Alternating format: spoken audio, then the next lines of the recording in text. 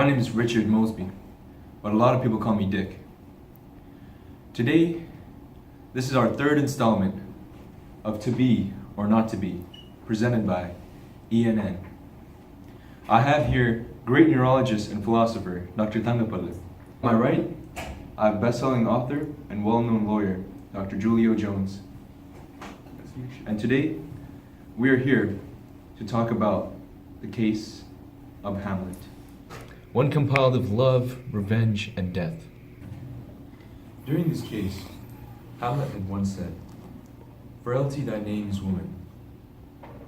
Do you think he generalized all women when he was talking to his mother? Yes, I believe that he's generalizing all women because of his mother. His mother, which were remarried right after his father's death, Hamlet's father's death, after like 1 month. So how she is really easily swayed by her emotions are easily swayed, that she just move on to another man within a month.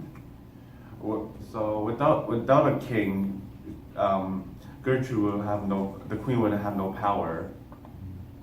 Hamlet refers the queen being weak since her mother is a figure for women, since she has the highest role for a woman, and it's like a role model towards others. So what is your opinion on Hamlet's generalization? Do you think this is right? Do you think this is morally accepted by his society, by saying women are weak? I don't believe that this is justified. How Hamlet generalizes every woman being weak just based on his mother, because like not every woman are the same, and how some of them end up as widows instead of remarrying another man. But in this case, Hamlet's lover Ophelia, which he loved, his insanity have led to physical abuse. He was not able to oppose him because if she did, she will lose her honor in an honor way, because her honor only comes from her physical appearance. If this, I don't believe this was true love, because how abusive. Hamlet was always, because he would always say that he loved her, but in case of she was nothing more than an object to him. So this was more, when he said he loved her, this was just more of a social acceptance by other people, and like yes. In that time, a woman and a man cannot be together unless they are to be married soon. And being with her, he had to obviously tell his society and let the people of his society think that he truly did love her, and he was going to eventually marry her. But he did, like you said, he was using her as only a sexual object. Yes, because back then, when they only believed that only two men could become true lovers because they share the same intelligence. Yeah, so like you said before, back in the day, women's honor would be depending on their body. And we see that Hamlet makes public jokes about Ophelia's sexuality, which we see slowly takes away her honor and virtue, which I guess eventually leads to her suicide. That is also another form of revenge that he takes. So if it's almost like he's saying, if he can't have Ophelia, then no one can have her. That's what he's saying, basically. Yes. Also, how when Ophelia went insane, she was physically, because of her father's death, she was physically abused.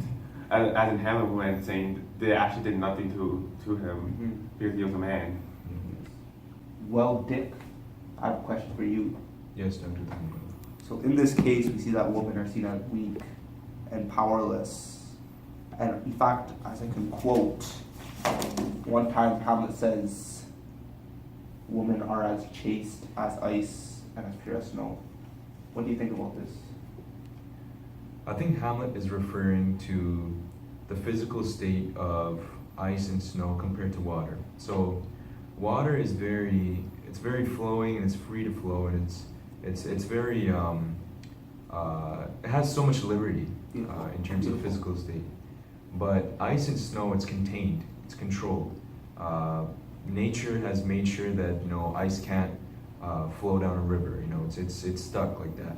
So Hamlet refers to the freedom and liberty of women when he says chaste as ice, because when he refers to Ophelia, Ophelia has lost her virtue to Hamlet, and he also says that she has been untrustworthy to him, and he wants to generalize that all women should be more contained and more controlled instead of acting out of their way or acting on their own. That's what he's trying to say.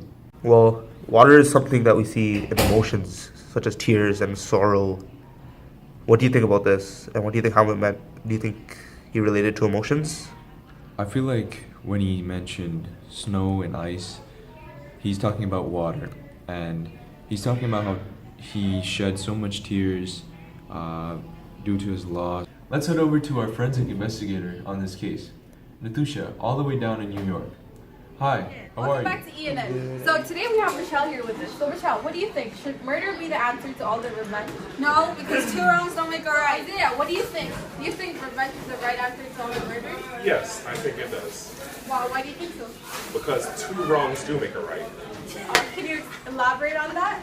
For example, my math problem. I got all the steps wrong, and then I got the right answer. Welcome back to ENN. So today we have with us Miss Sithuja. So Sithuja, do you think a woman's virtue is defined by her honor? No, I think a woman's virtue lies upon how she carries out herself and her honesty and her beliefs. Oh, that was an awesome answer. Thank you. So today we have with us Nathaniel. So Nathaniel, what do you do to stay mentally healthy? I like to exercise a lot, socialize, eat healthy, and sleep a lot. Okay, so what do you want to say to a lot of people who are lacking mental health? If you're lacking mental health, I think you guys should talk to someone, connect to someone who can help you, and seek help. Thank you, Nathaniel. That's all for today. This is quite a tragic case, actually, and many may be surprised by the murder of Polonius. Do you think his death was a turning point in Hamlet's moral superiority? Hamlet is mourning his father's death and is so upset that Claudius was able to kill his own brother, which is Hamlet's father. The murder of Polonius goes against Hamlet's moral superiority because he is so upset that his father was taken away from him, but at the same time, he's taking away Ophelia's and Laertes' father by murdering him. In doing so, he's being hypocritical because he is going against his own word of morality by not caring or feeling bad about murdering Polonius. Why are Hamlet's questions to Ophelia a bit cruel? How does it relate to power and gender? Hamlet's questions to Ophelia are a bit cruel because Hamlet talks about Ophelia's sexuality publicly. He asks her if he can lay on her lap, which is obviously in a sexually provocative way. And back in the days, women were expected to know a little or nothing about sexuality. And if somebody were to discuss about sexuality with you, that means that you took part in a sexual act, and that is kind of like ruining Ophelia's reputation and her honor. Yeah, that's exactly why Hamlet's questions to Ophelia are a bit cruel, and he should treat her better. Yeah. Well, that's it for today's show. Thank you, Dr. Thangapala, Dr. Julio Jones.